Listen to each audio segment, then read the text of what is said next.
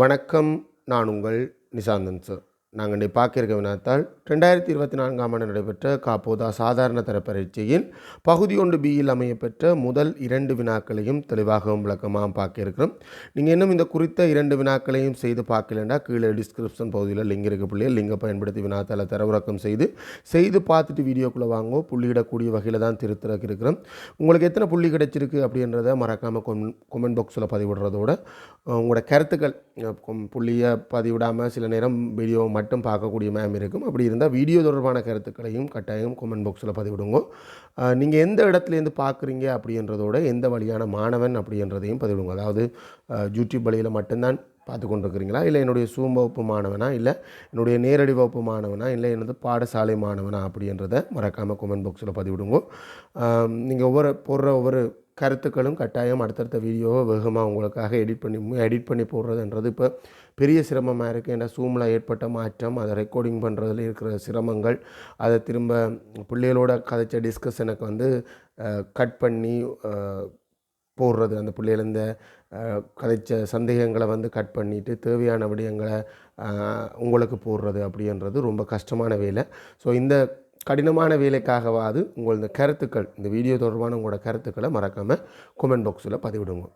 இந்த வீடியோ எனது சூம் மூலமான கணித வகுப்பு இந்த ரெக்கார்டிங் தரம் 10-11 மாணவர்களுக்கான சூம் மூலமான கணித வகுப்புகள் தொடர்ச்சியாகவே இடம்பெற்று கொண்டிருக்கு. நீங்களோ இல்லை உங்களோட தம்பி தங்கைகளோ சூம் மூலமான கணித வகுப்புகளுக்கு இணைந்து கொள்கிறண்டா தாராளமாக இணைந்து கொள்ளலாம்.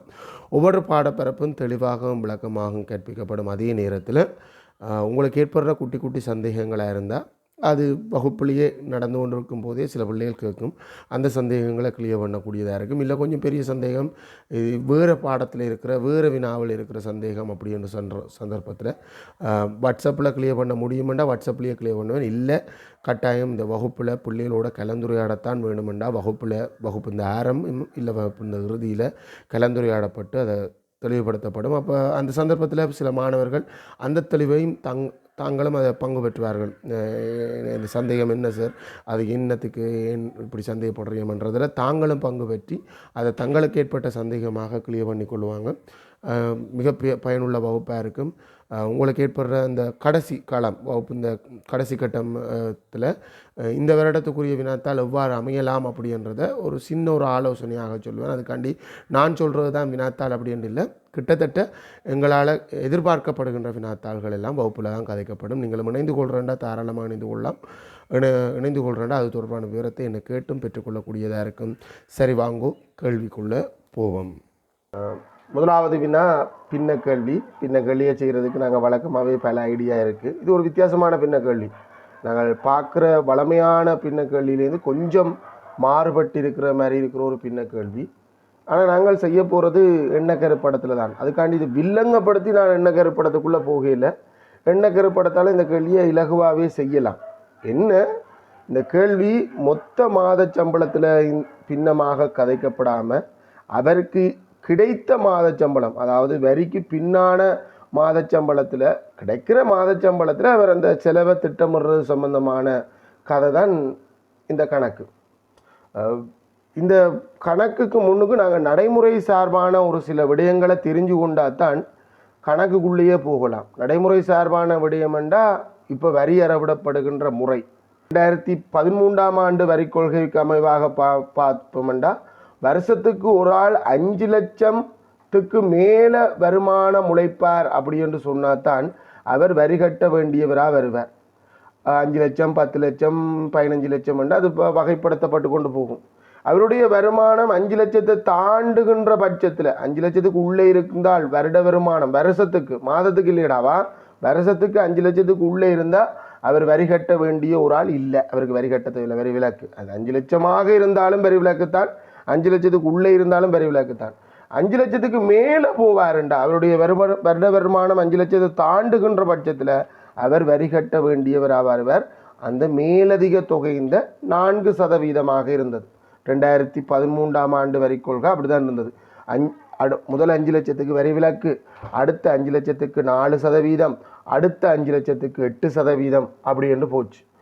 இதே ஒரு தனிநபருடைய வருமானம் 10 லட்சத்துக்கு மேலே போகிற சந்தர்ப்பத்தில், ஒரு 13 லட்சமாக அவருடைய வருமானம் வருஷத்துக்கு இருக்கின்ற சந்தர்ப்பத்தில் முதல் 5 லட்சம் ரூபாவுக்கு வரி விலக்கு, அடுத்த 5 லட்சம் ரூபாவுக்கு 4%, மீதி இருக்கிற 3 லட்சம் ரூபாவுக்கு 8% என்று வரி அறவிடப்படும். நாங்கள் அதுக்கேற்ற மாதிரி தனித்தனியாக கணிச்சு வந்து கூட்டணும். ஏன்னா வருமான வரி ஒட்டுமொத்த வருமானத்துக்கும் அப்படியே வருமானம் எங்கட நாட்டில் அறவிடுறதில்லை. சில நாடுகளில் அப்படி அறவிடப்படலாம். எங்கட நாட்டை பொறுத்த வரைக்கும் இருக்கிற வருமான வரி கொள்கை பகுதிகளாக பிரித்து வரி விலக்கு ஒரு பகுதிக்கு கொடுக்குறது. அது இவருக்கும் கொடுக்குறது தான், அதுக்கு கீழே உழைச்சவருக்கும் கொடுக்குறது தான். 5 லட்சத்துக்கு கீழே உழைச்ச எந்த ஒரு நபருக்கும் வருமான வரி விலக்களிப்பு. 5 லட்சத்துக்கு உள்ளே இருக்கிற ஒரு ஆளுந்த வருட வருமானம் 4 லட்சமாக இருந்திருந்தா அவருக்கு வருமான வரி விலக்களிக்கிற பாரி இந்த 13 லட்சம் உழைச்சவருக்கும் வருமான வரியிலேருந்து அந்த குறித்த 5 லட்சம் ரூபாவுக்கு வருமான வரி விலக்களிப்பு தான். அடுத்த 5 லட்சம் ரூபாவுக்கு 4%, அடுத்த 5 லட்சம் ரூபாவுக்கு 8% என்று போகும். அதுக்குள்ள இருக்கிற பகுதியை பொறுத்து வரும். ஆனால் 2013ஆம் ஆண்டு திரும்ப வரி கொள்கையில் திருத்தம் செய்யப்படுது. மாத வருமானத்துக்கு வரி அறவிடப்பட துவங்குது. அது எப்படி என்றால் மாத வருமானத்தின் 1 லட்சம் ரூபாய் வரைக்கும் வரி விலக்களிக்கப்பட்டது 2023. இது பிறகு 24 மாற்றி அமைக்கப்பட்டுட்டு அந்த 2 பகுதியுமே இந்த கணக்கில் இருக்குது. அடுத்த 48,000 ரூபா தான் நாங்கள் கணக்குக்காக 50,000 என்று பார்ப்போம். 48,000 அந்த லிமிட் அங்கால போய் கொண்டிருக்கு. ரூபா 1 லட்சத்துக்கு உள்ள மாத வருமானம் அங்கே முதல் அறவிடப்பட்டது வருடத்துக்கான வருமானம், வருஷத்துக்கு வருமானம் கால்குலேட் பண்ண வேண்டியிருக்கும். ஆனால் இங்கே அப்படி இல்லை, மாதத்துக்கான வருமானம். இப்போ எங்களுக்கு ஒரு நிறுவனத்தின் மூலம் எங்களுக்கு சேலரி ஒன்று கிடைக்குது. அது 1 லட்சம் ரூபாவுக்கு உள்ளேயா இருந்தால் வரி கட்ட தேவையில்லை. 1 லட்சம் ரூபாவாக இருந்திருந்தாலும் வரி கட்ட தேவையில்லை. 1 லட்சத்துக்கு மேலே போகுமெண்டா வரி கட்டணும். எவ்வளவுத்துக்குண்டா அந்த 1 லட்சத்துக்கு மேலதிக தொகைக்கு தான் கட்டணும். இந்த வரி கொள்கையில் சதவீதம் ஒரு வித்தியாசம். முதல் பகுதிக்கு எங்களுக்கு 6% வரி அறவிடப்பட்டுச்சு.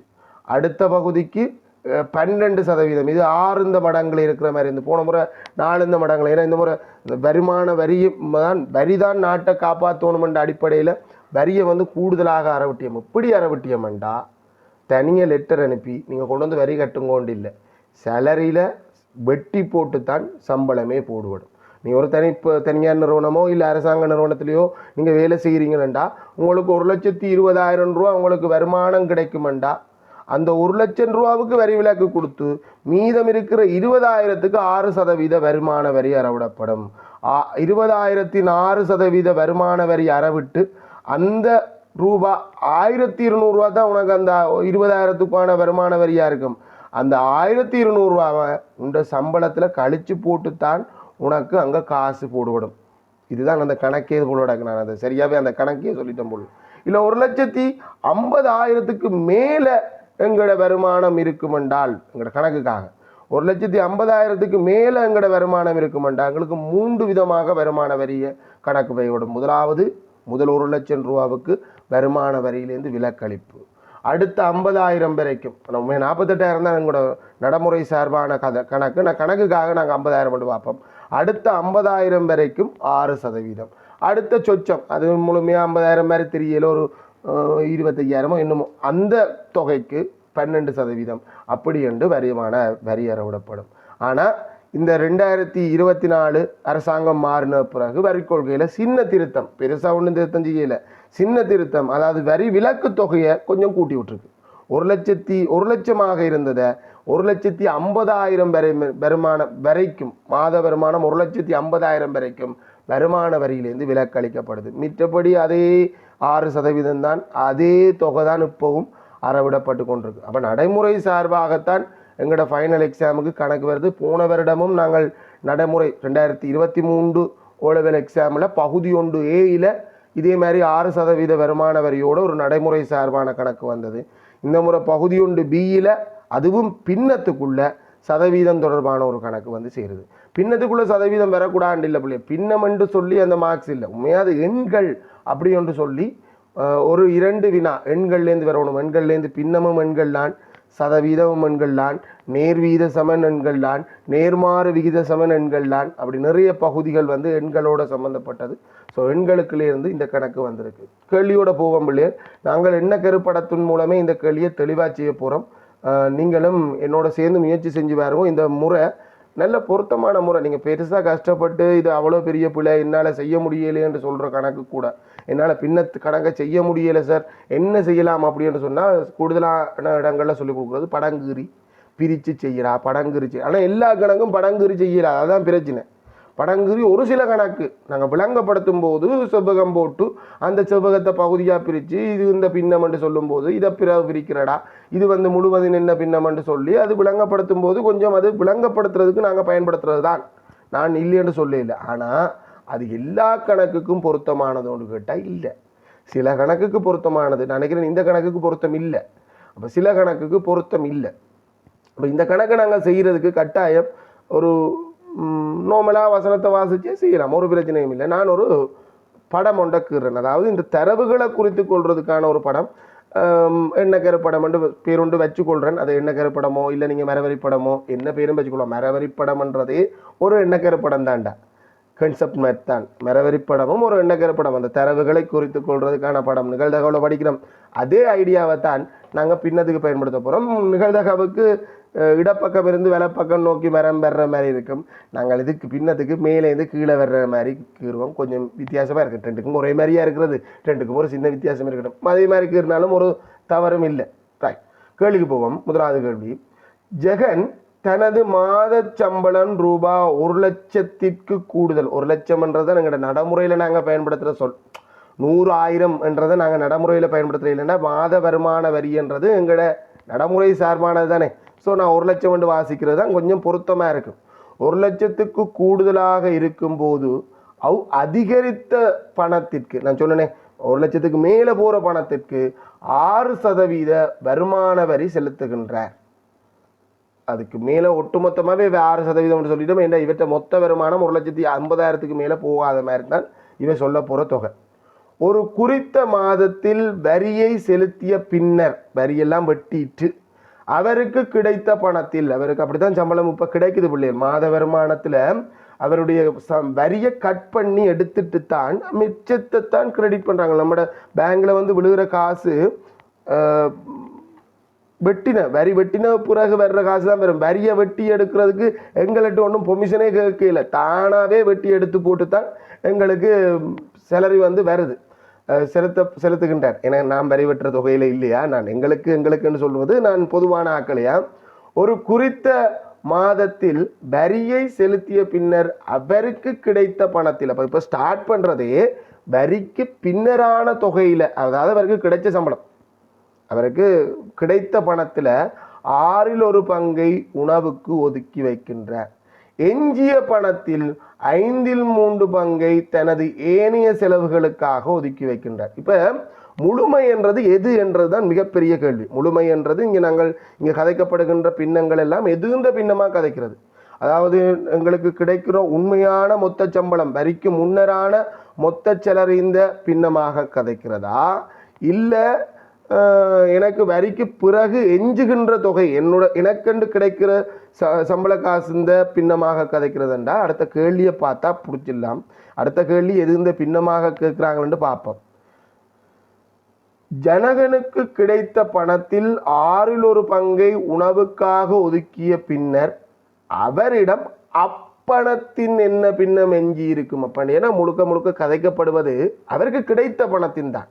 அந்த கிடைத்த பணம்ன்றது வரிக்கு பின்னரான தொகை, வரி கட்டின பிறகு கிடைக்கின்ற தொகை இந்த பின்னமாகத்தான். அப்போ நாங்கள் இங்கே முழுமை என்று கதைக்க போகிற விஷயம் அவருக்கு கிடைத்த சம்பள பணம், அவருக்கு கிடைத்த சம்பள பணம், அதாவது வரிக்கு பிறகுதான். அது வரி எவ்வளவு அது பிறகு பார்ப்போம், அது அடுத்த கணக்குக்குள்ள எங்கே வருது. ஏன்னா முதலாவது கேட்கப்பட்டதை வச்சு கண்டுபிடிச்சிடுவோம். அவருக்கு கிடைத்த பணம். அடுத்தது முதலாவது பின்னம் சொல்லப்பட்டதையும் பாருங்க. குறித்த மாதத்தில் வரியை செலுத்திய பின் அவருக்கு கிடைத்த பணத்தின் 6/1. அப்போ ஸ்டார்ட் பண்ணுற முதல் பின்னம் முழுமையின் பின்னத்தோடு தான். அது எது இந்த பின்னமோ அதைத்தான் கதைப்படுது. அப்போ அவருக்கு கிடைத்த பணம் தான் நீங்கள் போடுறோம். அந்த கிடைத்த பணத்தின் 1/6 எடுத்து அவர் உணவுக்காக செலவழிக்கின்றார். ஏன்னா கிடைத்த பணத்தின் 1/6 பங்கை உணவுக்காக ஒதுக்கி வைக்கின்றார். உணவுக்காக ஒதுக்கப்பட்டது இப்போ இது பொதுவாக எல்லாருமே இந்த மரவரி படத்தை இந்த ஐடியா வந்து ஓகே, கூடுதலான டீச்சர்ஸ் எல்லாருமே உங்களுக்கும் படிப்பிச்சிருப்பீங்கடா. இன்னும் கொஞ்சம் நான் இதை இலகுபடுத்துறதுக்கு நான் என்ன செய்கிறேன்டா, இதில் பிரக்கெட் போட்டு அந்த பிரக்கெட்டுக்குள்ள எழுதுறது முழுமையின் பின்னம். முதலாவது பின்னம் முழுமையின் பின்னம் தான், அதாவது இங்கே கிடைத்த பணத்தின் பின்னம் 1/6 பங்கு உணவுக்காக ஒதுக்கப்படுது. அதான் அந்த கேள்வி, முதலாவது கேள்வி, அவர் உணவுக்காக ஒதுக்கிய பின்னர் அவரிடம் எஞ்சிய பணம் யாது? 1/6 பங்கு எடுத்து உணவுக்காக ஒதுக்கின்றார்டா, மீதி எவ்வளவு?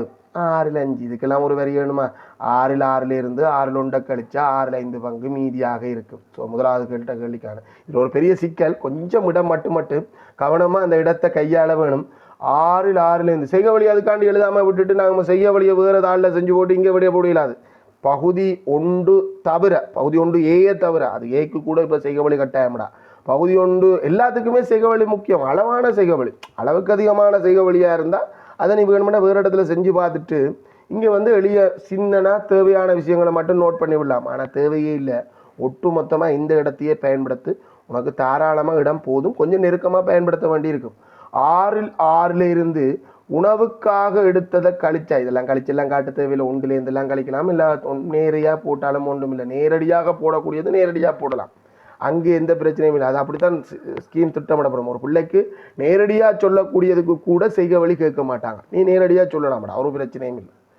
உணவுக்கும் வேறு செலவுக்குமாக ஒதுக்கிய பணத்தின் பின்னர், இப்போ நமக்கு ஒரு சின்ன பிரச்சனை, உணவுக்கு ஒதுக்கி வைக்கின்றார், எஞ்சிய பணத்தில், நான் ஒரு விஷயத்தை கவனிக்க மறந்துட்டேன், இங்கால இருக்கிறத நோட் பண்ண இல்லை, ஒதுக்கி வைக்கின்றார் எஞ்சிய பணத்தில், அதாவது உணவுக்காக செலவு செய்த பிறகு எஞ்சி இருக்கிற பணத்தின் 5/3 பங்கு, அந்த எஞ்சிய பணத்தில் 5/3 பங்கு எடுத்து வேறு செலவுகளுக்காக, வேறு சில செலவுகள் இருக்கு தானே, வேறு செலவுகளுக்காக ஒதுக்கி வைக்கின்ற.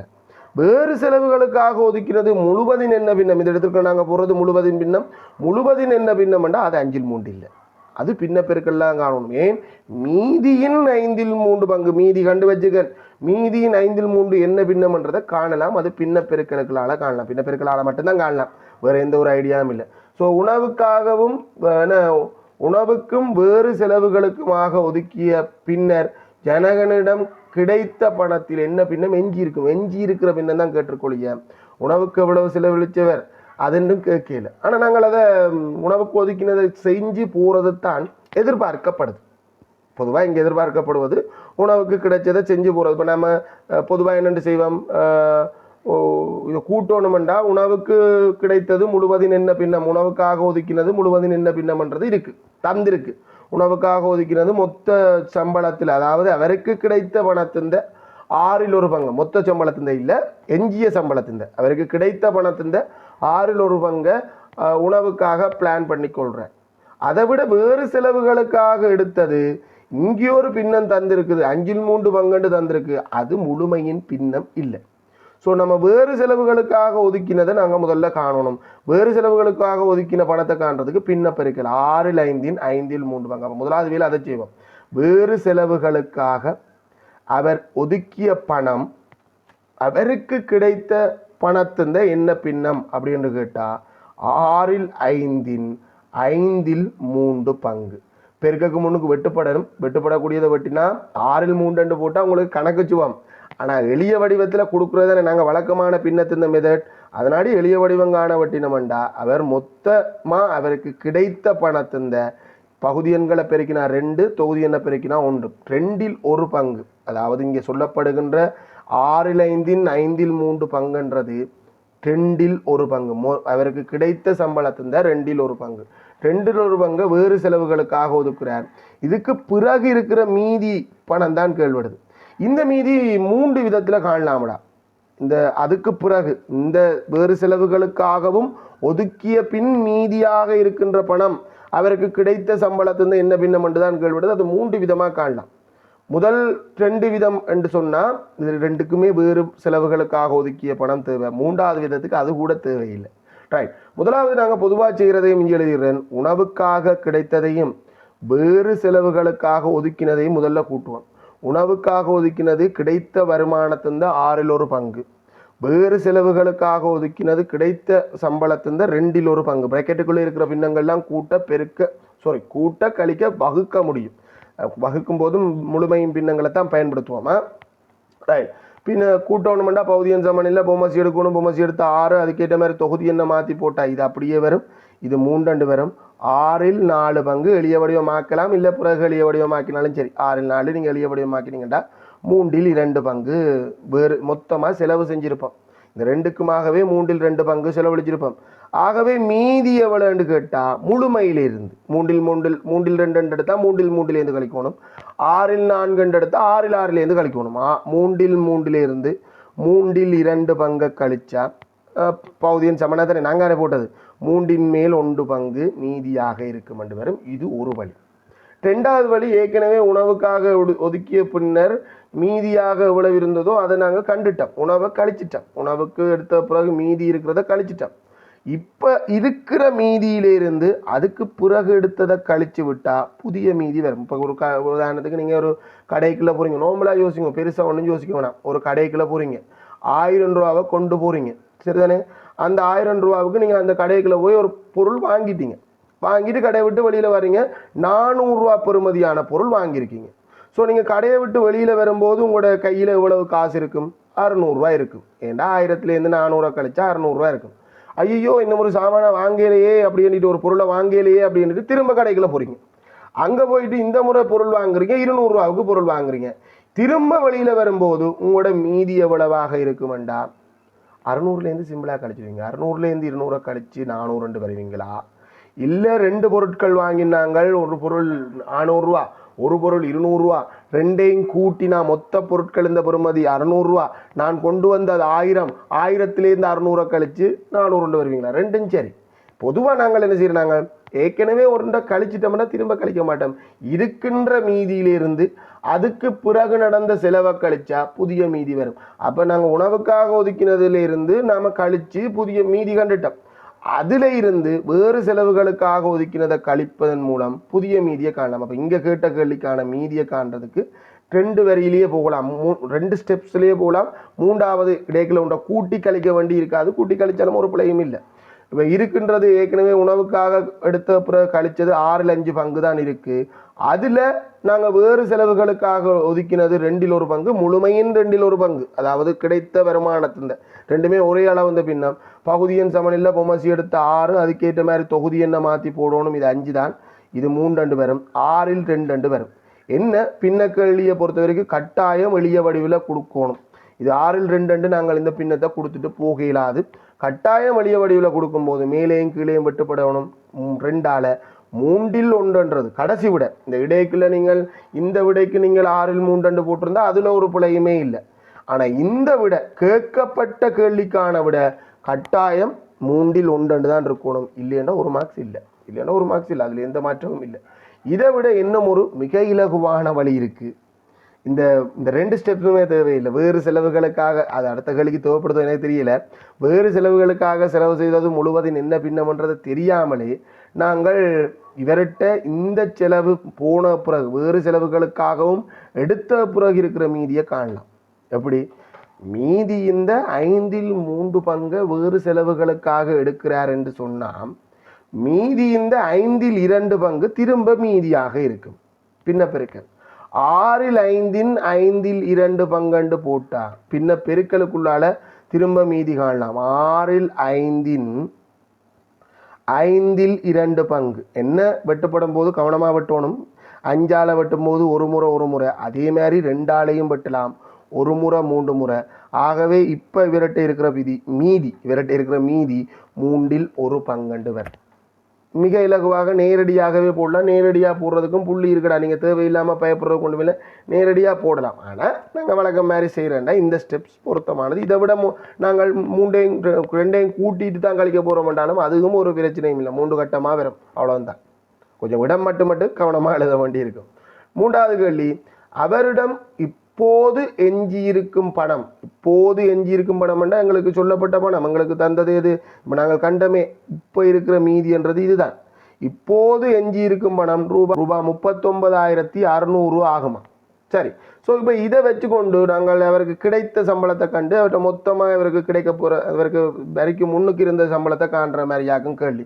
அப்போ இப்போது ரூபா 39,600 எனின் வரியை செலுத்திய பின்னர் அவருக்கு கிடைக்கும் பணத்தை உணவுக்காக ஒதுக்கிய பணத்தையும் வெவ்வேறாக காணும். முதல்ல வரியை செலுத்தின பின்னர் அவருக்கு எவ்வளோ கிடைச்சதுன்னு காணும். அப்புறம் உணவுக்கானதை அப்புறம் எப்படி காணலாம்ன்றதை அப்புறம் ஒரு ஐடியா போடுவோம். சரிதானே? வரியை செலுத்திய பின்னர் அவருக்கு கிடைத்த பணம்ன்றது இந்த தொகை. இந்த தொகையை 2-3 விதமாக காணலாம். 3 1 பங்கு இவ்வளோ வேண்டா, சாரி 5 2 பங்கு இவ்வளோ வேண்டா, 2 பிரித்து மீதியை காணலாம். அப்புறம் அது 5 2 பங்கு நீங்க போய் சேரலாம். அது ஒரு ஒரு வழி இருக்குது, இப்படியும் ஒரு வழி இருக்குது. ஆனால் மிக இலகுவானது அவருக்கு கிடைத்த பணத்தின் 3 பங்கு 39,600 மொத்த பணம் அவருக்கு கிடைத்த பணம்ண்டா இதை நேரடியாக அங்கே முழுமையின் பின்னந்தனை நாங்கள் போட்டு வச்சுக்கோம். ஒப்பிட்டு விட்டால் மிக இலகுவாக வந்துடும். ஒப்பிட்டு கேள்வி இது. 1 பங்கு அவருக்கு கிடைத்த மீதமாக இருக்கின்ற பணம் 39,600 மொத்த பணம்ன்றது 3 பங்கு அவருக்கு கிடைத்த பணத்தின் பின்னந்தனை போட்டுக்கொண்டிருக்கோம். 39,600 3ஆல் பெருக்கணும். 3ஆல் பெருக்கிறேன்டா 2 0 பின்னால் போட்டுட்டு 3ஆல் பெருக்கினா 3 6 18 8 போட்டு ஒரு மிச்சம் 9 27 27 3 28 8 போட்டு 2 மிச்சம் 9 3 அந்த 2 11. ஸோ விட இப்போ இவருக்கு கிடைத்த சம்பளம், அதாவது வரி வெட்டின பிறகு கிடைத்த சம்பளம் ரூபா 1,18,800. நாங்கள் சரியான கணித மொழியில் சொல்கிறோன்னா 118,800. அது எங்களுக்கு பொதுவான நாங்கள் நடைமுறை சார்பாக கதைக்கிறோம். நாங்கள் இது அவருக்கு கிடைத்த வருமானம், அவருக்கு கிடைத்த வரிக்கு பின்பு கிடைத்த வருமானம். சரிதானே? மொத்த வருமானம் அது வரிக்கு முன்னுக்கு வரியையும் கண்டு கூட்ட வேண்டியிருக்கும். அது வேறு பக்கம் போகும். அது மட்டும் கேட்கல. இப்போ எங்கள்கிட்ட கேட்டது அவருக்கு கிடைத்த வருமானத்தை மட்டும் கேட்கல, உணவுக்காக ஒதுக்கிய பணத்தையும் கேட்டிருக்கு. சரி, இப்போ இதை உணவுக்காக ஒதுக்கிய பணத்தை 2 விதமாக காணலாம்டா. ஒன்று, இப்போ எனக்கு இந்த அவருக்கு கிடைத்த வருமானம் தெரிஞ்சுட்டு 1,18,800 தான் அவருக்கு கிடைத்ததுண்டாம். அந்த 1,18,800 6ல் 1 பங்கு உணவுக்காக ஒதுக்கினதுன்றதான் இங்கே இருக்குது. ஸோ பின்ன பெருக்கல்லால் காணலாம். அதை தான் எதிர்பார்க்கப்படுவது. அதனால அதை இங்கே எழுதுறேன். உணவுக்காக கிடைத்த பணம் 1,18,800 6ல் 1 பங்கு 6ஆல் அப்படியே வகுக்கணும். நீங்கள் வேறு இடத்துல கொண்டே வகுத்து பார்க்குறதா நல்லம்.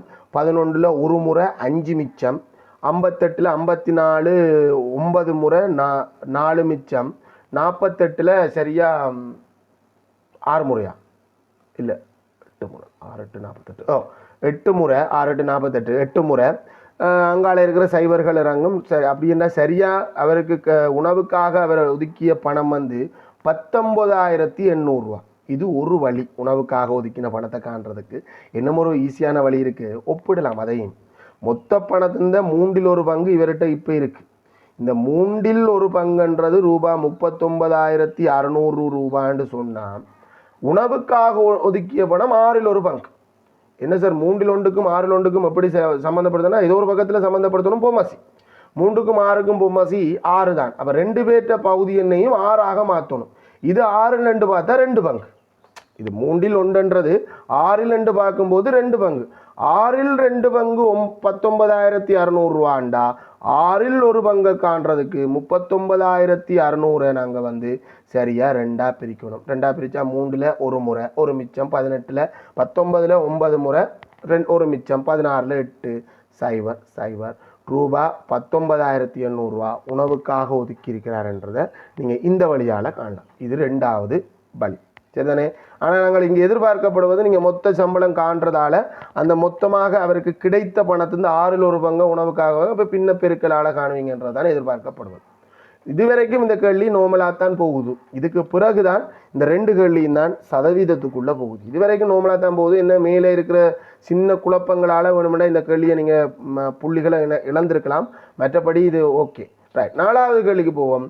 வரியை செலுத்துவதற்கு முன்னர் அவருடைய சம்பளம் என்ன? வரிக்கு முன்னர் நாங்கள் பொதுவாக இப்படிப்பட்ட கேள்விகளை கதைச்சது கொஞ்சம் குறைவு தான், ஒத்துக்கொள்ளத்தான் வேணும். நாங்கள் கதைச்சது கொஞ்சம் குறைவு தான். நாங்கள் 2 விதமான கணக்கு தான் வருமான வரியோட கதைப்போம். ஒன்று, அவருடைய சேலரி மொத்த சம்பளம் தரப்படுகின்ற போது வரிக்கு பிறகு அவருக்கு எவ்வளவு கிடைக்கும், அவருக்கு வரி எவ்வளவு செலுத்த வேணும்னு பார்ப்போம், வரிக்கு பிறகு எவ்வளவு கிடைக்கும்ன்றதையும் பார்ப்போம். ஆனால் ரெண்டாவது வகை என்று பார்த்தா, நாங்கள் கதைக்கிற ரெண்டாவது வகை என்ன, இவர் இவ்வளவு வரி செலுத்துறாருண்டா அவருடைய மொத்த மாத வருமானம் இல்லை மொத்த வருட வருமானம் எவ்வளவாக இருக்கும் என்றும் பார்த்துருக்கோம். ஆனால் இந்த கேள்வி ஒரு வித்தியாசமாக, வரிக்கு பிறகு இவர்கிட்ட இவ்வளவு இருக்குது அப்படின்னு சொன்னால் இவர் மொத்தமாக எவ்வளவு வருமானம் உழைத்திருக்கிறார் என்ற கேள்வி. ஸோ இவர் வரி கட்டுற ஒரு ஆள், இவர் வரி கட்டி இருக்கிறார், எவ்வளோன்னு தெரியல, நான் வரி கட்டியிருக்காரு. என்ன வரி கட்டின்னு எடுத்தால் இந்த கணக்கில் அவருக்கு மொத்த சம்பளம், அந்த சம்பளம், இந்த சம்பளம் வந்து 2 பகுதியாக பிரிக்கிறோம். அடுத்தது வரிக்கு பிறகே இவருக்கு 1,18,800 ரூபா எஞ்சுதண்டா கட்டாயம் வரிக்கு முன்னுக்கு அதற்கு மேலே தான் 1,00,000க்கு மேற்பட்ட கூடுதலாக இருக்கும்போது அவருக்கு சம்பளத்தின் 6% வரியாக கட்டணும். இங்கே மேலே இருக்குது 1,00,000க்கு கூடின ஒரு ஆளாக இருந்தால் அவர் சம்பளத்தின் 6% வருமான வரியாக கட்டணும். ரைட். அப்போ இவரை பற்றி கொஞ்சம் கருதுவோம். இவர் 1,00,000 விட கூடினார். ஏன் இவர் வரி இப்போவே இவருக்கு வர்ற வருமானமே 1,00,000 விட கூடத்தான் இருக்கு. ஆனால் 6% கேட்டகரிகளான் இருக்கார். இவர் 12%க்கு போகல, 6%க்குள்ள எங்கேயோ தான் இருக்கார். எவ்வளோன்னு தெரியல. அந்த 6% வரி கட்டுவாரானே, அந்த 6% எங்கே கட்டுவார்? மொத்த வருமானத்திலேயுமா? இல்லை, இதுக்கு வரி விலக்கு. இதுலேருந்து 1 ரூபா காசு கூட வாங்க விடாது. சரிதானே? இந்த பகுதிக்குள்ள இருக்கிற பணத்துக்கு தான் 6% வரி கட்டுப்படும். அப்போ இதை 100% கருதி அது இந்த 6% எடுபற்றும். அது இந்த 6% வெட்டி எடுபற்றும். எது இந்த அளவுக்கு 6% வெட்டி எடுத்த பிறகு மீதம் இருக்கிறத உங்கள்கிட்ட தருவாங்க. அப்போ இந்த பகுதி இந்த 6% வெட்டி எடுத்த பிறகு உங்களுக்கு எத்தனை சதவீதம் பெறும்? இந்த பகுதிக்குள்ள மொத்தத்தின் இல்லை, இந்த குறித்த பகுதியின் எத்தனை சதவீதம் பெறும்? 94% பெறும். ரைட். இப்போ இந்த 94%ன்றது எவ்வளோன்னு காணணும். இவருக்கு வரிக்கு பிறகு கிடைக்கின்ற மொத்த பணம் 1,18,000. இவர்ந்த அந்த முன்னுக்கு ஒரு உள்ளுக்குள்ளே முதல்ல ஒரு 1,00,000 ரூபா இருந்தது தானேடா, வரி விலக்களிக்கப்படுகின்ற 1,00,000 ரூபா, அது அப்படியே இவர்கிட்ட சிலருக்கு கிரெடிட் ஆகிடும். அதில் ஒரு பிரச்சனையும் இல்லை. இவர்கிட்ட 1,00,000 ரூபாவில் ஏதாவது காசு வெட்டுவாங்களா? இல்லை. அவர்கிட்ட 1,00,000 ரூபா அப்படியே அவருக்கு வரும். 1,00,000 ரூபா 1,00,000 ரூபாவே வரும். ரைட். அதில் எந்த மாற்றமும் இல்லை. அடுத்த மீதம் இருக்கின்ற பணத்தில் 6% வெட்டி மிச்சம் 94% தான் தருவாங்க. அப்போ மொத்தமாக இவருக்கு இப்போ கிடைத்த பணம் எவ்வளவு? 1,18,800 ரூபா. அதில் 1,00,000 வரி விலக்குலேருந்து வந்தது. ஒரு 18,800 ரூபா தான் வரி கட்டப்பட்ட பிறகு வந்த மீதம். கிடையா போடுறேன். மொத்த வருமானம், இவருக்கு கிடைத்த மொத்த வருமானத்தை நாங்கள் பகுதி பகுதியாக பிரிக்கிறோம் தானே. ஏண்டா வருமான வரி பகுதிகளுக்கு தான் ஆரவிடப்படும். இவருக்கு எவ்வளவு மொத்த வருமானம் கிடைச்சேன்னு உண்மையாக தெரியணும். அப்போ நான் என்ன செய்கிறேன்டா, இந்த மொத்த வருமானத்தில் இவர் 1,00,000 ரூபா தாண்டி இருக்கிறார். 1,00,000 ரூபா தாண்டினதால தான் இவர் வரி கட்ட வேண்டிய ஆளாக மாறுறார். அந்த 1,00,000த்துக்காக இவர் எதுவிதமான வரியும் கட்டியிருக்க மாட்டார். உண்மைதானே? அந்த 1,00,000த்துக்காக இவர் எதுவிதமான வரியும் கட்டியிருக்க மாட்டார். அந்த மீதம் இருக்கிற பணம் இருக்குது தானே, மீதம் இருக்கிற பணம் எவ்வளவு அது தெரியல. அந்த மீதம் இருக்கிற பணத்தில் தான் இவர் 6% வரியை அரசாங்கத்துக்கு கொடுத்துருப்பார். எது இந்த 6%, இதை 100% கருதி, அந்த மீதம் இருக்கிற பணத்தை 100% கருதி அதில் 6% அரசாங்கத்துக்கு கொடுத்துருப்பார். அப்படி அரசாங்கத்துக்கு கொடுத்த பிறகு இவருக்கு கிடைத்த மொத்த வருமானம், அதாவது இவருக்கு எஞ்சிய வருமானம் தான் 1,18,000 ரூபா இவருக்கு அந்த வரியும் வெட்டின பிறகு கிடைக்கின்ற வருமானமாக இருக்கு. 1,18,000. ரைட் தானே? அப்படி என்று சொன்னால் இங்கே அந்த 6% வெட்டப்பட்ட பிறகு மிஞ்சிற தொகை எவ்வளவு வேண்டாம்? மொத்தமாக 1,18,000 வருமானம் பெறணும். 1,00,000 வரியிலேருந்து எஸ்கேப் ஆகி வந்துட்டு, வரி விலக்குக்குள்ளால வந்துட்டு. ஸோ மீதம் இதில் கிடைத்த பணம் எவ்வளவு? நான் கேட்குறது இந்த பகுதி மட்டும் கேட்குறேன். இந்த பகுதி எவ்வளவு? 1,18,000 1,00,000 கழிச்சு விட்டால் 18,800 ரூபா கிடைக்க பெற்றிருக்கு. இந்த 18,800 வச்சு நீங்கள் வேணுமெண்டா வருமான வரியை கண்டு கூட்டியும் பெற்றுக்கொள்ளலாம். இல்லை இந்த மொத்தமாக அந்த 100% காணலாம். இந்த 18,800 ரூபான்றது அந்த வரி கட்ட வேண்டிய தொகையிருந்து எத்தனை சதவீதம்? அந்த தொகையை மட்டும் பார்க்குறோம். வரி கட்ட வேண்டிய தொகையை 100% கருதி அது இந்த 6% வருமான வரியாக செலுத்துறது தான் வருமான வரி. அந்த பகுதியாக செலுத்துறது தான் வருமான வரி. அந்த 6% நான் செலுத்திட்டேன்டா, மீதி இருக்கிறது அப்போ இதுக்குள்ளே வருந்தது எத்தனை சதவீதம்? 100ல் 6 போச்சு, மிச்சம் எத்தனை சதவீதம்? 94%. இதுக்கு பிறகு ஒப்பிட வேண்டிய அந்த வரிக்கு முன்னர் அவருடைய சம்பளம் என்றால் 1,00,000 ரூபா எஸ்கேப் ஆகி வந்திருக்கும். வரி கட்டின சம்பளத்தை முதல் காணுவோம். வரி செலுத்திய, நான் ஒரு புது வசனம் ஒன்று பாவிக்கிறேன், வரி செலுத்திய வருமானம். வரி செலுத்திய வருமானத்தை காண்றதுக்கு நாம பயன்படுத்த போற வழி என்னண்டா 94%. வரி செலுத்த வேண்டிய வருமானத்தின் 94% தான் எனக்கு கிடைச்சது. 6% அரசாங்கம் எடுத்துட்டு, அந்த 94% 18,800 ரூபா. 1,00,000 ரூபா வரி செலுத்தாம வந்த காசு. 18,800 ரூபா 94%. ரைட்? அப்படி என்றா வரி செலுத்தக்கு முன்னுக்கு எனக்கு எவ்வளவு இருந்திருக்கும்? 100% இருந்திருக்கும். அப்போ அந்த 100% எவ்வளோன்னு காணணும். இடையில 6% வரியை கண்டு கூட்டுவோம். அதுக்கும் ஒரு மெதட் தான், தேவையில்லையே. நம்ம தானே ஒப்பிட்டு நேரடியாக காண போகிறோம். 18,800 ரூபா 94% என்றா 100% காணணும், ஒப்பிடணும். 1% காண்றதுக்கு 18,800 94ஆல் பிரித்தா 1% வரும். பிறகு 100ஆல் பெருக்கினோம்டா 100%க்கு வந்துடும். வெட்டக்கூடிய நம்பர் தான் 94 2 மடங்கு 188. அங்கால இப்போ 200 வரும். 200 தர 100 ரூபா 20,000 ரூபா வரி செலுத்த வேண்டிய தொகைக்குள்ள மாட்டுப்பட்ட காசு. ஸோ இங்கே ஒரு 1,00,000 ரூபா, இந்தளவும் 20,000 ரூபா. 20,000 6% வரி 1,200 ரூபா போகும், மிச்சம் 18,800 ரூபா வந்திருக்கு. ஸோ அப்போ இந்த மொத்த வருமானம், அப்போ இவருக்கு கிடைத்த மொத்த வருமானம் எவ்வளவு? மொத்த வருமானம் 1,00,000 ரூபா வரியிலேருந்து தப்பி வந்த தொகை. அது வருமானத்தில் அப்படியே இருந்திருக்கு. வருமானத்திலேயும் அது 1,00,000 ரூபாவே இருந்திருக்கும். வரி செலுத்தி போட்டு 20,000 ரூபான்றது வரி செலுத்தி போட்டு 18,800 ரூபாவா மாறினதால தான் எனக்கு 1,18,000 தான் இந்த பேங்க்ல வந்தது. ஆனால் உனக்கு உண்மையாக வந்தது 20,000 ரூபா வந்தது. அந்த 20,000 சேர்த்து அப்போ என்னுடைய மொத்த வருமானம் ரூபா 1,20,000 இருக்கும். இது இன்னும் ஒரு பல மெத்தடில் காணலாம். எது? அந்த குறித்த மொத்த வருமானத்தையும் எக்ஸெண்டு வச்சு எக்ஸில் 1,00,000 கழிச்சு பயங்கர விதமான சமன்பாடுகள் உருவாக்கலாம். ஆனால் பகுதி ஒன்றுக்கு அப்படி சமன்பாடுகள் எல்லாம் உருவாக்கி செய்ய வேண்டிய தேவை வர்ற இல்லை. அப்போ பகுதி ஒன்று கணக்காக பார்த்தா இது இலகுவாக ஏதோ ஒரு வழி இருக்கணும். அப்போ அந்த இலகுவான வழியை நீங்கள் தேட வேண்டியது மட்டும்தான் உங்களோட இல்லை. அடுத்த கேள்வி, 5வது கேள்வி, குறித்த சந்தர்ப்பத்தில் வரி அறவிடப்படல் எல்லை உயர்த்தப்பட்டமையால், இப்போ நடந்தது தானே, 1,00,000 1,50,000 ஆகுது. ஜனகன் வருமான வரி செலுத்துவதிலிருந்து விடுவிக்கப்படுகின்றார். அவருக்கு வரி இல்லை என்று சொல்லியாச்சு. அவர் உணவுக்காக ஆரம்பத்தில் செலவிட்ட பணம் மாறாமலும் இருப்பின், அவர் உணவுக்காக எவ்வளவு செலவிட்டவர்? 19,800 ரூபா செலவிட்டவர். அது மாறாமலும் இருப்பின் இப்போது அவர் உணவுக்காக செலவிடும் பணம் மொத்த சம்பளத்தின் என்ன சதவீதமாகும்? முதல் உணவுக்காக ஒதுக்கப்பட்டது மொத்த சம்பளத்தின் என்ன பின்னம் என்றால் அது பின்னமே இருக்கு. மொத்த சம்பளத்தில் என்ன பின்னம் உணவுக்காக ஒதுக்கினார்? 1/6 பங்கு. பின்னத்தை சதவீதமாக்கணும்னா 100% என்று போடலாம். ஆனால் இப்போ முன்னுக்கு அமௌண்ட் மாறுது, பின்னம் மாறும். ஸோ இப்போ உணவுக்காக ஒதுக்கின பணம் அதே பணம் தான் இப்போ இவருக்கு மொத்தமாக கிடைக்க போகிறது. வருமான வரியிலேருந்து விலக்களிக்கப்படுது. அப்போ இவருக்கு இனிமே 1,20,000 கிடைக்கும். அப்போ 1,20,000 அதே 19,800 ரூபாவை இவர் செலவழிப்பாருண்டா, அந்த 19,800 ரூபான்றது முதல்ல என்ன பின்னம் என்று காணணும். சதவீதம் தொடர்பான கேள்விகளுக்கு நீங்கள் செய்ய வேண்டியது முதல்ல அது எவ்வளவு பின்னம் என்று போடணும். 1,20,000க்கு 19,800 பின்னம். ஒரு பின்னத்தை சதவீதமாக்கணுமா? தர 100%. எந்த ஒரு பின்னமும் சதவீதமாகும்.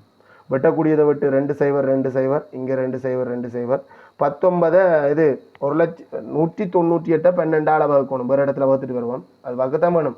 198 வெட்டியும் சுருக்கியும் இருக்கலாம், 2ஆல் வெட்டி அப்படியும் போயிருக்கலாம். 12ஆல் வகுக்கணும்.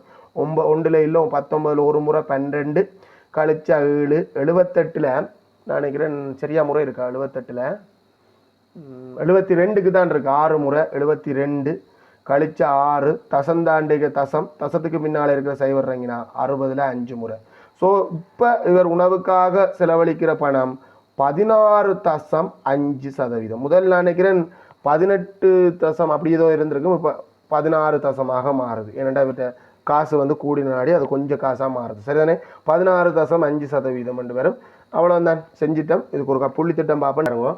முதலாவது கேள்விக்கு நேரடியாக சொல்லக்கூடியதுக்கு ஒரு புள்ளி தான். அது அப்படி தாண்டா, நீங்கள் விடைக்கு மட்டும்தான் புள்ளி, வேறு எதுக்கும் புள்ளி இல்லை. 2வது கேள்விக்கு 3 புள்ளி வழங்கப்பட்டிருக்கு. அப்படின்னா இந்த பெருக்கல், அதாவது நீங்கள் வேறு செலவுகளுக்காக செலவு செய்ததை காண்ற அந்த பெருக்கலுக்கா அது 6 2 இல்லை 6 3 அது உங்களோட விருப்பம், அதுக்கு ஒரு புள்ளி. அதுக்கு பிறகு நீங்கள் கழிக்கணும் அப்படின்றதுக்கு ஒரு புள்ளி, அது இந்த கழித்தல் போட்டிருந்தாலும் சரி இல்லை ரெண்டையும் கூட்டிட்டு முழுமையிலேருந்து கழிக்கணுமென்று போட்டிருந்தாலும் ஒரு புள்ளி. இறுதி விட 3 1 இருந்தால் தான் அடுத்த புள்ளி. 6 2 இருந்தால் அங்கே புள்ளி கிடைக்காது.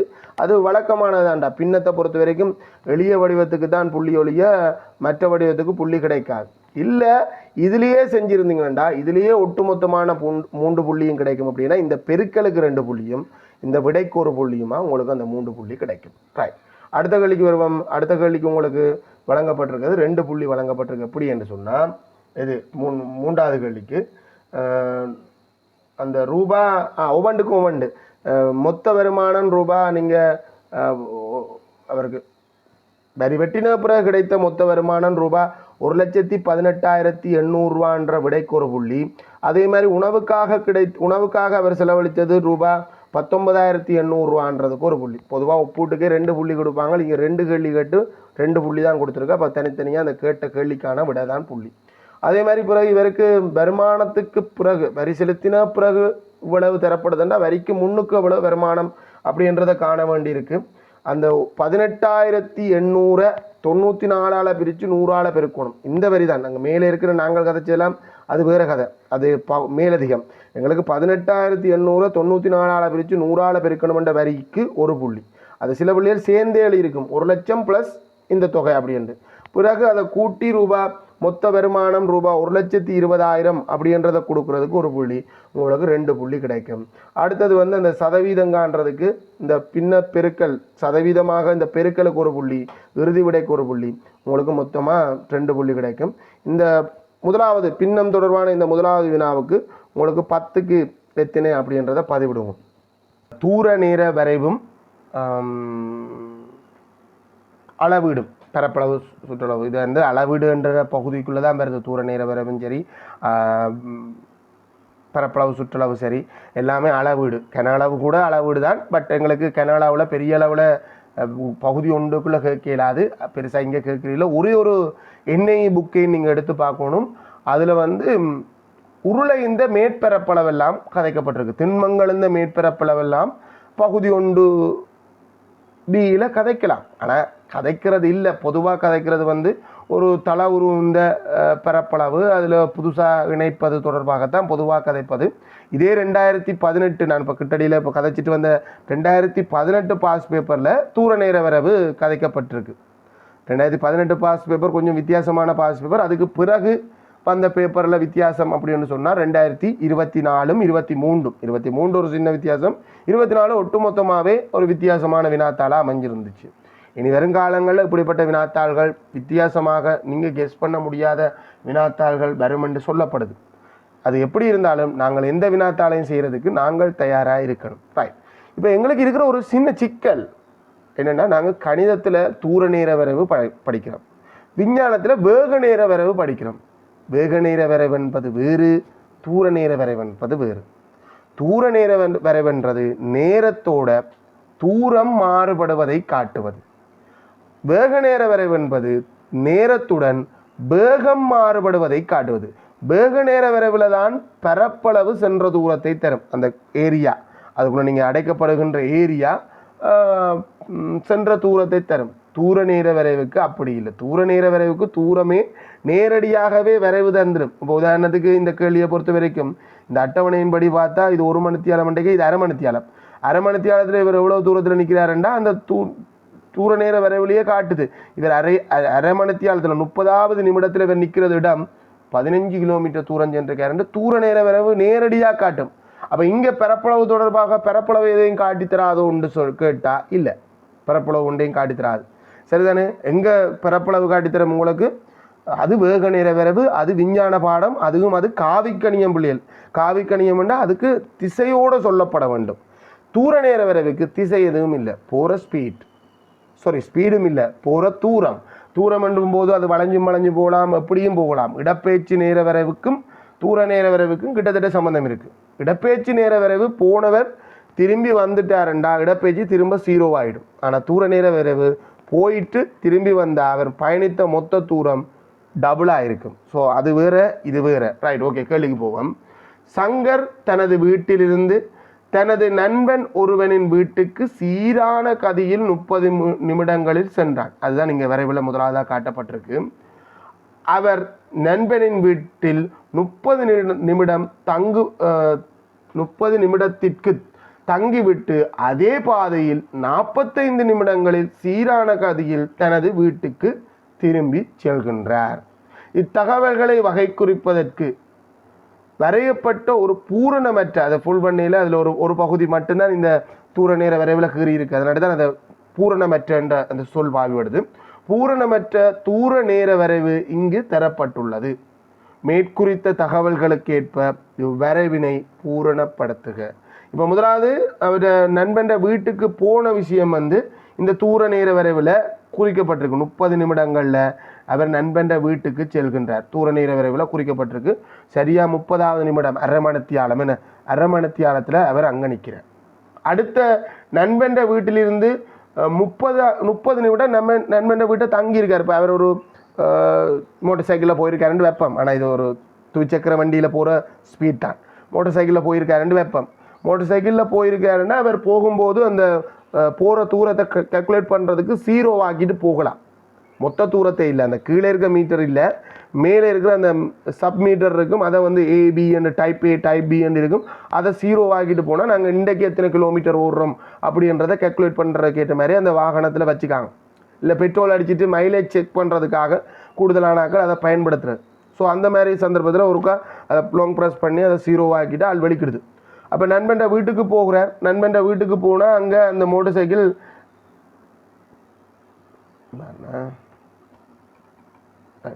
நண்பன் வீட்டுக்கு அவர் இந்த தன் வீட்டிலேருந்து வெளிக்கிட்டு நண்பன் வீட்டுக்கு போகிறார். ஸோ அவர்கிட்ட பைக்கை வெளியில் பார்க் பண்ணியிருப்பார். அந்த பைக்கில் இப்போ எத்தனை கிலோமீட்டர் ஓடி இருக்கிறீங்கன்னு காட்டுமெண்டா 15 கிலோமீட்டர் ஓடிட்டீங்க அப்படின்றத காட்டி கொண்டு நிற்கும். ஏன், அவர் 15 கிலோமீட்டர் வந்து தான் அவர்கிட்ட நண்பன் வீட்டுக்கு வந்தார். ஸோ அந்த 15 காட்டும். அடுத்த 30 நிமிடத்துக்கு அவர் அதே இடத்துலையே அந்த மோட்டர் சைக்கிளை விட்டுட்டு ஆள் உள்ளே இருந்து நல்ல கதை போய் கொண்டிருக்கு. ஸோ இப்போ மீட்டரில் பார்த்தா மீட்டர் ஓடிக்கொண்டிருக்குமா?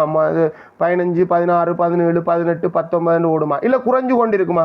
இவர் வரையில எண்டிட்டு குறைஞ்சு கொண்டு இருக்குமா? இல்லை, அதே 15ல் அந்த 30 நிமிடமும் அப்படியே இருக்கும். ஏன்னா 30 நிமிடமும் அப்படியே இருக்கும். ஸோ இந்த தூர நேர வரைவில் தூரம் மாறாமல் இருக்கும். அவர்கிட்ட நண்பன் வீட்டை 30 நிமிடம்ன்றது அரைமணத்தியாலம், ஏற்கனவே அரைமணத்தியாலம், ஆக மொத்தத்தில் வெளிக்கிட்டு 1 மணித்தியாலத்துக்கு பிறகுதான் திரும்ப பயணத்தை ஆரம்பிக்க போகிறேன். ஸோ கிடையாக இருக்கும்.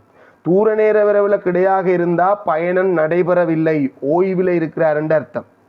வெகு நேர விரைவில் கிடையாக இருந்தால் உங்களுக்கு இப்போ நமக்கு பிரச்சனை இல்லை பிள்ளைகள். நான் கணிதம் மட்டும்தான் படிப்பிக்கிறாள், உங்களுக்கு சிக்கல் இருக்குது. என்னென்னா நீங்கள் விஞ்ஞானமும் படிக்கிறாள், சரிதானே?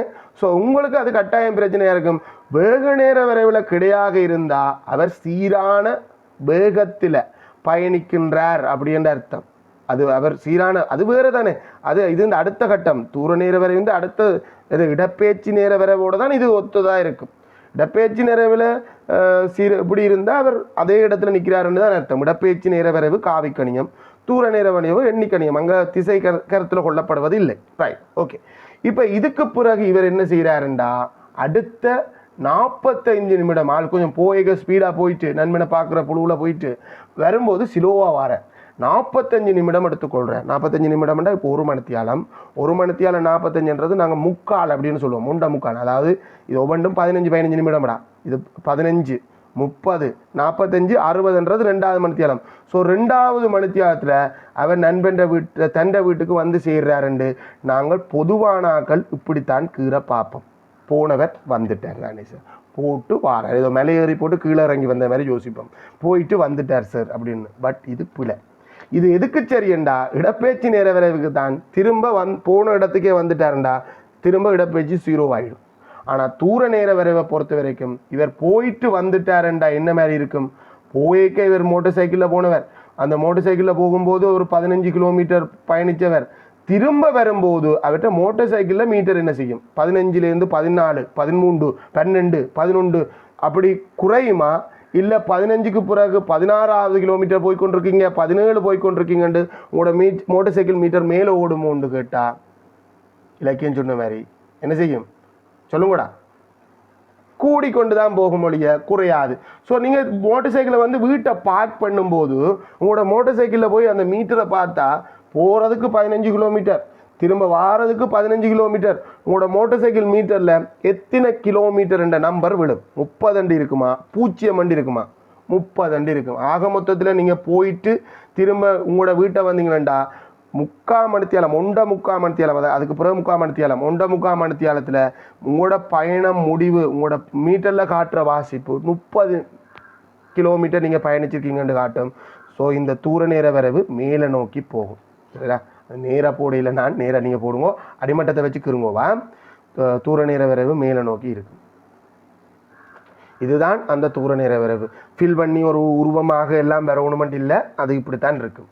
அப்போ முதலாவது கேள்வி இதை பூரணப்படுத்த சொன்னியாச்சு, பூரணப்படுத்தியாச்சு. 2வது கேள்வி, சங்கர் தனது வீட்டுக்கு திரும்பி செல்லும் கதியை கிலோமீட்டர் மணித்தியாலத்தில், அதாவது கிலோமீட்டர் per hour என்று சொல்லுவோம் தானே, ஒரு மணித்தியாலத்தில் எத்தனை கிலோமீட்டர் போகிறார் அப்படின்றது தான் அந்த கிலோமீட்டர் per hourன்ற அர்த்தம். அந்த கிலோமீட்டர் மணித்தியாலத்தில் காட்டுவான். திரும்ப வாரது அது அங்கே வசனத்திலேயே சொல்லியிருக்கு. 45 நிமிடத்தில் அவர் நண்பன் வீட்டிலேருந்து வாரார். நண்பன் வீடு 15 கிலோமீட்டர்ன்றதை கண்டனானே வர்றதுக்கும் 15 கிலோமீட்டர் தான்.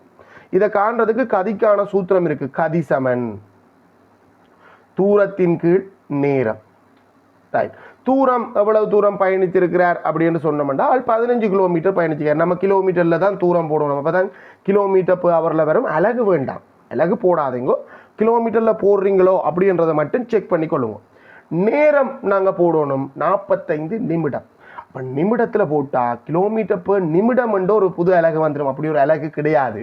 ஸோ கிலோமீட்டர் per நிமிடம் என்று ஒரு அலகு வந்துடக்கூடாது, அதை மணித்தியாலமாக்கணும். ஸோ நேரத்தை மணித்தியாலமாக்குறதுக்கு 60ஆல் பிரித்தால் 3/4 மணித்தியாலம் என்று வரும்.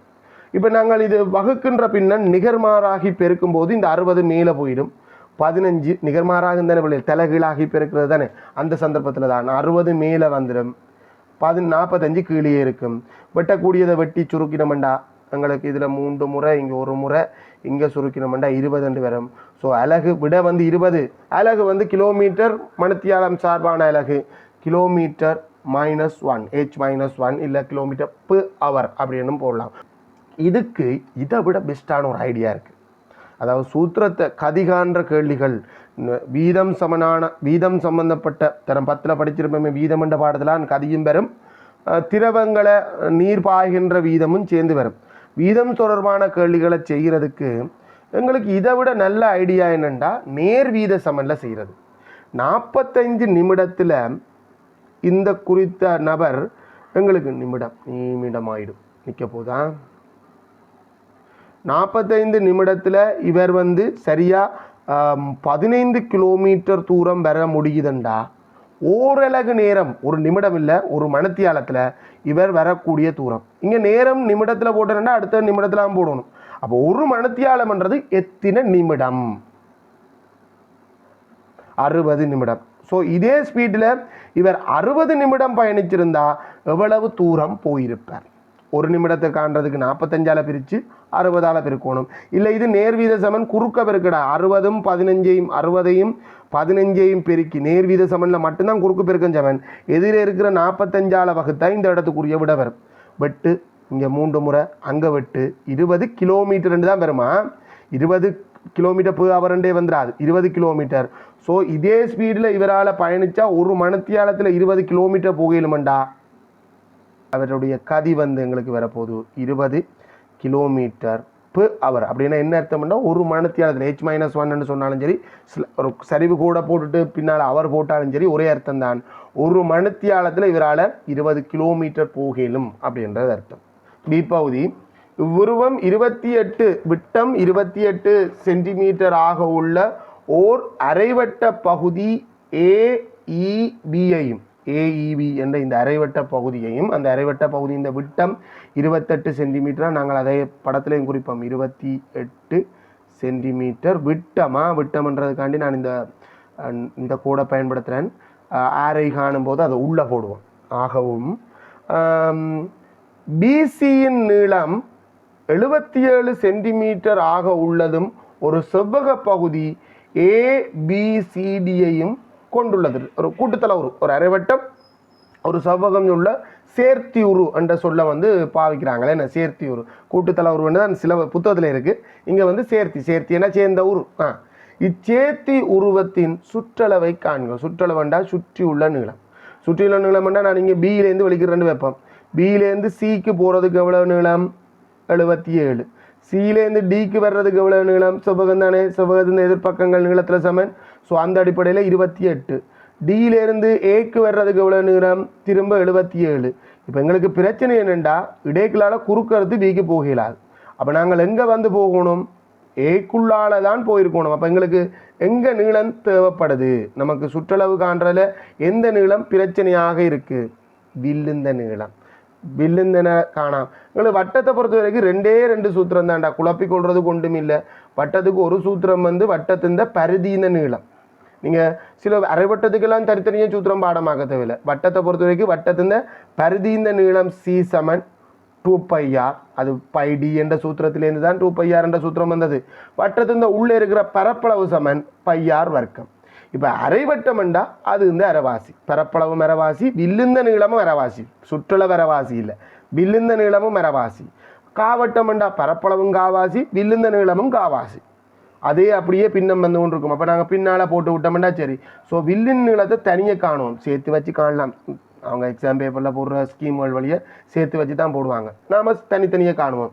வில்லின் நீளம் நமக்கு ஈஸியாக தான் செய்யணும். வில்லின் நீளம் முழுவட்டமாக இருந்தால் 2πr பரிதி இந்த நீளத்தின் அரைவாசி. நீங்கள் கூடுதலான பிள்ளைகள் அரைதர 2πr பாவிப்பீங்க, அது சரி, அதில் ஒரு பிரச்சனையும் இல்லை. 2 பைக்கு பதிலாக 22/7 பகுதி 1 பிக்கும் மேலே போட்டிருந்தது பாருங்க. பைக்கு பதிலாக 22/7 பயன்படுத்துங்கோ அப்படின்றது இல்லை, பகுதி 1 ஏயில் தான் போட்டிருந்தது. என்ன 22/7 தான் பகுதி 1 பொறுத்த வரைக்கும் 22/7 தான். ஆரைக்கு வந்து நாங்கள் பயன்படுத்த போகிறது இங்கே தந்தது விட்டம். நமக்கு ஆரை வேணும். ஆரை என்றது மையத்தில் இருந்து பரிதி இந்த ஒரு முனைக்கான பிக்கான தூரம்.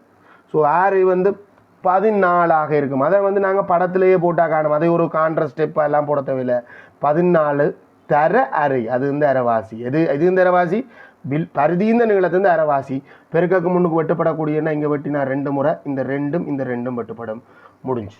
மேலே கீழே எல்லாம் வெட்டுப்படும். இந்த 22ஐயும் 2ஐயும் வெட்டலாமோ? அது ஒரு பெரிய பிரச்சனை. 22ஐயும் 2ஐயும் வெட்டி விடுற சார், வெட்டக்கூடிய மாதிரி இருக்குது தானே. வெட்டுறதுன்றது மேலே கீழே இருக்கிற பொதுவான காரணியை நீக்கிறதொழிய மேலே கீழே எல்லாம் நீக்க இயலாது. ஸோ வெட்டி போட்டோம்னா எங்களுக்கு வர போகுதுன்னா 2 பேர் மிஞ்ச போகிறோம். ஒரு 2ம் 22ம் பெருக்க கிடக்கு, பெருக்கி போட்டால் 44 சென்டிமீட்டர். வில்லுந்த நீளம் 44 சென்டிமீட்டர். நமக்கு வில்லுந்த நீளம் இல்லை, கொஞ்சம் இடம் மட்டுமற்றா, கொஞ்சம் கவனமாக தான் செய்யணும். எனக்கு வில்லுந்த நீளம் இல்லை, எனக்கு தேவை சுற்றளவு. ஆகவே சுற்றளவு சமன் சுற்றியுள்ள நீளம் பியிலேருந்து துவங்கு 77, பிறகு இது வந்து 28டா. ஏன் சொல்லுங்க பாப்பம்? செவ்வகத்தின் எதிர்ப்பக்கம் என்ற அடிப்படையில் 28, திரும்ப 77. இப்போ எங்கான வந்துட்டோம்? பியிலேருந்து துவங்கி ஏக்கு வந்து சேர்ந்துட்டோம். வில் வழியே தான் போகணும். வில் வழியே போனால் 44 கூட்டணும். கூட்டினா 15, 22, 26. சாரை போட்டு 2 மிச்சம் 9, 11, 18, 22. ஸோ 226 சென்டிமீட்டர் அப்படின்னு வரும். அலகு சென்டிமீட்டர், அலகு. கவனம், விளைச்சாலும் உங்களுக்கு பெருசாக புள்ளி போகிறது இல்லை. ஆனாலும் பகுதி ஒன்றுக்கு மட்டும்தான் அலகை பெருசாக கருத்தில் கொள்றையில். இங்கே இந்த கேள்விக்கு அலகு ஒரு முறை கருத்தில் கொள்ளப்படுது. அப்படின்னா இந்த மொத்த கேள்வியில் ஒரு காலாவது அலகு சரியாக இருக்கணும், இல்லையண்டா 1 மார்க்ஸ் கழிவடம். இப்போ நீ 10க்கு 10 எடுத்துருக்கலாம் நம்பரோட சேர்த்து. ஆனால் அலகு ஒன்றுலேயுமே சரியில்லையண்டா, ஒன்றில் சரியிருந்தா அவ்வளோ விட்டுருவாங்க. ஒன்றில் கூட சரியில்லையண்டா 1 மார்க்ஸ் கழிவடும். செவ்வகத்தின் பரப்பளவு அரைவட்டத்தின் பரப்பளவின் எத்தனை மடங்காகும்? நல்ல கேள்விடா. மடங்காகும் என்ற கேள்வி வந்தால் செவ்வகத்தின் பரப்பளவும் காண தேவையில்லை, அரைவட்டத்தின் பரப்பளவும் காண தேவையில்லை. நான் இந்த கேள்வி பகுதி 1லேயும் இதே மாதிரி மடங்கு கேட்ட கேள்விக்கு நான் சொல்லி தந்தேன். மடங்காகும் அப்படின்னு சொன்னால் மடங்கு காண்றதுக்கு இப்போ என்னட்ட 500 ரூபா இருக்குது, உங்கள்கிட்ட 100 ரூபா இருக்குது. நான் வைத்திருக்கின்ற பணம் உங்களிடம் உள்ள பணத்தின் எத்தனை மடங்கு என்று கேட்டால் நீங்கள் பட்டன்னா 5 சொல்லிடுறீங்க. நீங்கள் யாருமே வகுத்தும் இருக்க மாட்டீங்க, எனக்கு தெரியும். ஆனால் அந்த விடையை எடுக்கிறதுக்கு என்னட்ட இருக்கிற பணத்தை உங்கள்கிட்ட இருக்கிற பணத்தால் வகுக்கணும். அதே தான் மடங்கு காணணும்டா.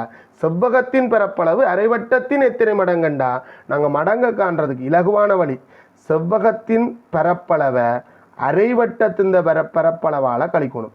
என்னென்னு சார் எது எதால் வகுக்கணுன்றதை முடிவெடுத்தீங்க அப்படின்ற ஒரு கேள்வி இருக்கும். எது இந்த பரப்பளவு மடங்காக கேட்டிருக்கு?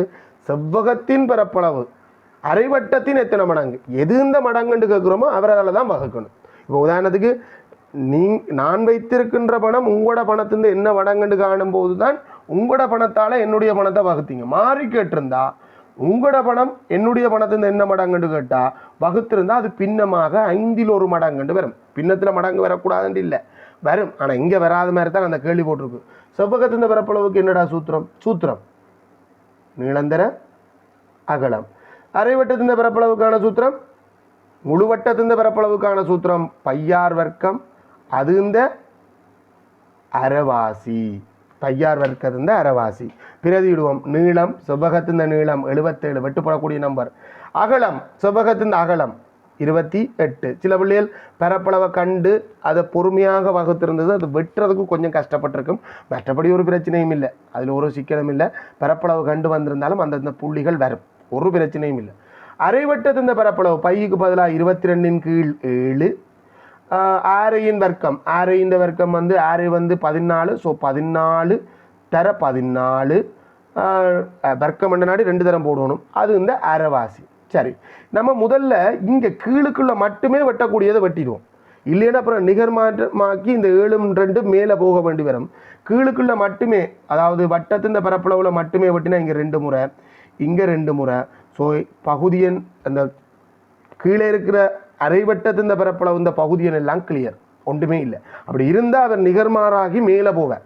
சரி, இப்போ மேலே கீழே பொதுவான காரணிகளை வெட்டணும். 77ஐயும் 14ஐயும் 7ஆல் வெட்டலாம். 77ஐயும் 14ஐயும் 7ஆல் வெட்டினா இங்கே 11 முறை, இங்கே 2 முறை. இந்த 22ஐயும் 11ஐயும் 11ஆல் வெட்டலாம். மேலே 1 முறை, கீழே 2 முறை. கவனம் எழுதுறதுக்கு இடம் வச்சு கொள்ளணுமா? கீழே 2 முறை. இந்த 2 கீழே போட்டதுக்கு ஒரு பகுதி என்ன ஆகல, அது இந்த பகுதி என்ன மொத்தம் அது 2 தானே. அப்புறம் மேலே கீழே 2ஆல் வெட்டினோம்டா இங்கே 14 முறை, இங்கே 1 முறை. இதுக்கு பிறகு என்ன ஒரு 2 வெட்ட கிடக்கு, என்ன ஒரு 2ஆல் வெட்டினோம்டா 7 முறை, 1 முறை. நான் நினைக்கிறேன் ஒட்டுமொத்தமாக கீழே இருக்கிற பகுதியன் எல்லாம் வெட்டுப்பட்டுட்டு மேலே இருக்கிற தொகுதியனில் ஒரே ஒரு 7 மட்டும்தான் மிச்சம் இருக்குது.